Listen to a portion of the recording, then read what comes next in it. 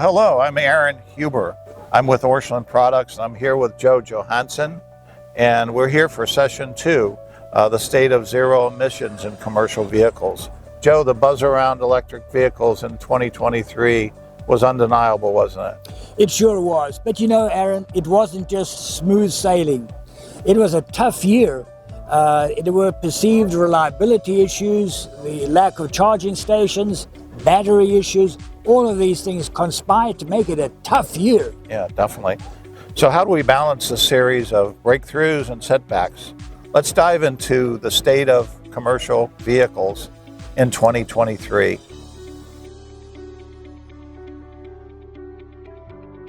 There was tremendous buzz in 2023 around the subject of electrified vehicles. On the one hand, EV sales worldwide hit record levels, but on the other hand, it was the beginning of a perception of poor reliability in all weather conditions, high cost and lack of charging infrastructure. So where do we begin telling the story of 2023? Let's begin with the good news, because that's where we always want to be.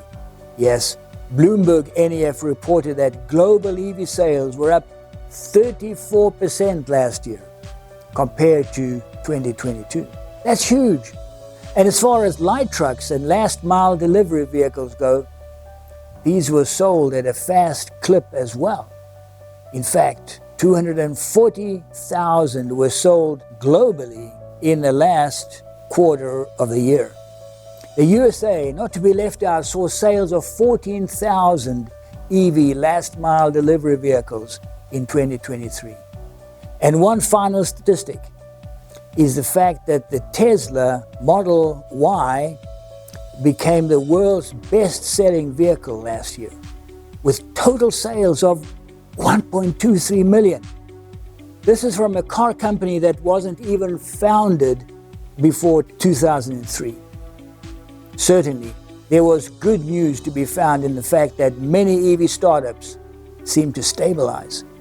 One in particular was Rivian, who began chipping away at the 100,000 vehicle order that Amazon had placed. Also, Canoo began putting in place deliveries of their van to Walmart and other warehousing organizations. The GM company BrightDrop also began manufacturing and selling trucks from their Canadian factory, while Ford's e-Transit became the best-selling electric van in the third quarter of 2023, with sales of 2,742 vans. In the heavy truck world, there was the Freightliner e-Cascadia, the Nikola Tre, the Volvo VNR, as well as the BYD 8TT unit. After many years of development, the good news at the end of last year was the launch of the Tesla Semi, with the launch customer being PepsiCo. This vehicle is indeed radical, both from a central driving position to the 3 motors that power it. Pepsi, the launch customer, reports energy consumption of 1.77 kilowatt hours per mile. The Semi can travel up to 500 miles on a single charge and can recover up to 70% of range in 30 minutes. It's possible that the rocketing sales of EV passenger cars began to fade as the early adopters on both coasts were being satisfied. Consumers in the more conservative flyover states in the center of the country failed to get excited about electric cars, not only due to range anxiety, but also lack of charging stations. The high cost of EV vehicles impacted cost-benefit decisions. The press turned negative and gained traction with the very cold winters that was experienced in the Midwest. Pictures and stories appeared on the networks and newspapers of hundreds of EVs stranded in Chicago due to the inability to charge. Earlier in the year, Hertz announced a decision to purchase some 100,000 EVs, mainly Teslas. By October of last year, it had in its fleet some 35,000 Teslas. But as it turned out, collision repair costs for rideshare EVs were much higher than expected. This led Hertz to decide to sell some 20,000 of these vehicles. The story was not well received by the public, responding to the networks and online press. Major stumbles occurred in the battery field for heavy vehicles as well. In August, Proterra went to the wall. They were a major builder of electric transit buses, as well as having battery production facilities. Through the bankruptcy, the battery business was purchased by Volvo and the bus business to various bus builders.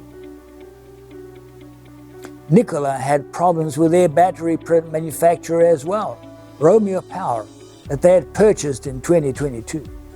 However, the Romeo batteries caused major disruptions to Nikola production in that the batteries caused fires, and the entire production run of Nikola Tre electric vehicles had to be recalled. Volvo also had battery problems and had to recall trucks. Politically, the EV industry faced further headwinds due to the perception that taxpayer money was being spent on an industry that provided little short-term benefit. The Inflation Reduction Act was criticized as being too costly and too ineffective, as money was being poured into battery production and charge station development on the interstate network. So, in people's perception, the bad news outweighed the good news, and 2023 ended on a sour note. So Joe, it's clear that the progress that we made and our journey in 2023, it's clear that the road to electrification is paved with innovation and obstacles, isn't it? True, the setbacks are undeniable, but these are not stop signs, they're just waypoints, urging us to innovate and adapt for the future. It's all about resilience. Collaboration is our compass, transforming challenges into stepping stones. So as we look ahead, I think we can harness our progress and potential and all drive towards an electrified commercial vehicle industry. So let's take a look at session 3, which is called Decarbonization, Looking Ahead.